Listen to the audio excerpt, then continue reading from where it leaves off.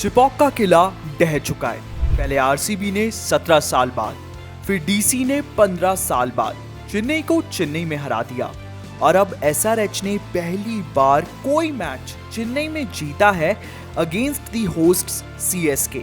और इसी हार के साथ चेन्नई शायद पहली बार 16 साल की हिस्ट्री में लगातार 2 सीजन्स तक प्लेऑफ नहीं खेलेगी।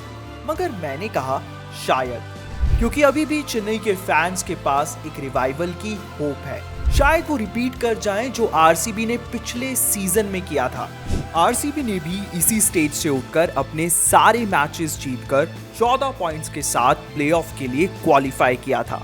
और 10 टीम्स के आईपीएल सीजन में पहली बार ऐसा हुआ था कि कोई टीम सिर्फ 14 पॉइंट्स के साथ क्वालिफाई कर गई हो।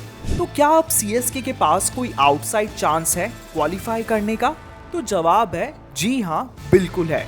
देखिए, 9 मैच में 4 पॉइंट्स के साथ बॉटम ऑफ द टेबल बैठी सीएसके के लिए एक मैच तो बहुत सिंपल है कि उन्हें यहाँ से अपने सारे मैचेस ना सिर्फ जीतने होंगे बल्कि बड़े मार्जिन से जीतने होंगे। क्योंकि लास्ट ईयर जब आरसीबी इस स्टेज पर थी, उनका नेट रन रेट था -0.72। तो रास्ता सिर्फ टेढ़ा मेढ़ा नहीं है बल्कि उसमें कांटे भी हैं। अब यहाँ तो बात खत्म होती है सीएसके को ऑन फील्ड क्या करना है, लेकिन सीएसके के फैंस को ऑफ द फील्ड क्या करना है उसकी बात कर लेते हैं। तो इसका आंसर बड़ा सिंपल है और वो है प्रेयर्स। क्या प्रेयर्स? देखिए, अभी जीटी और डीसी दोनों ही 8 मैचेस खेलकर 12 पॉइंट्स के साथ टेबल के टॉप पर विराजमान है। उनका थ्रोन हिलाने की कोशिश कर रही है आरसीबी, क्योंकि वो भी 9 मैचेस में 12 पॉइंट्स के साथ तीसरे नंबर पर काबिज है।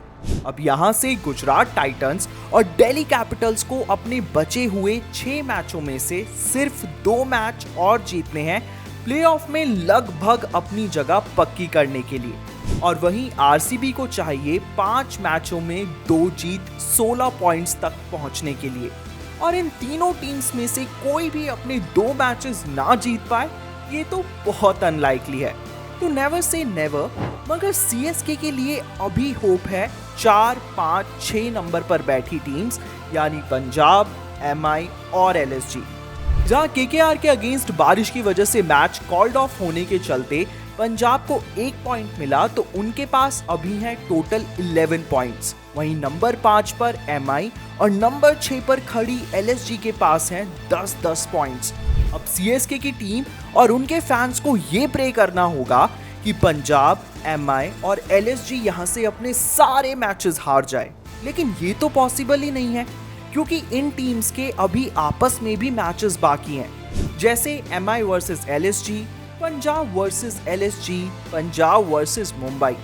तो ये तो हो ही नहीं सकता कि ये टीम्स अपने सारे मैचेस हार जाएं। तो सीएसके को ये प्रे करना होगा कि इस वक्त नंबर 4 पर बैठी पंजाब किंग्स अपने बचे हुए 4 में से 4 मैचेस हार जाए और मुंबई, लखनऊ अपने बचे हुए 5 मैचों में से सिर्फ 2 मैच ही जीते, और वो भी सब बड़े मार्जिन से, ताकि सीएसके को उन्हें नेट रन रेट में कैच करना थोड़ा आसान हो जाए। लेकिन साथ ही साथ ये भी दुआ करनी होगी कि जो मैचेस इन टीम्स को आपस में खेलने हैं उसमें कोई भी मैच एक तरफा ना हो जाए, ताकि नेट रन रेट किसी टीम का एकदम से शूट अप ना हो। वो कहते हैं ना, दुआओं में बड़ी ताकत होती है। तो सीएसके फैंस ये भी दुआ कर लें कि एसआरएच, केकेआर और आरआर में से किसी का सडन रिवाइवल ना हो जाए, वरना कंपटीशन और बढ़ जाएगा।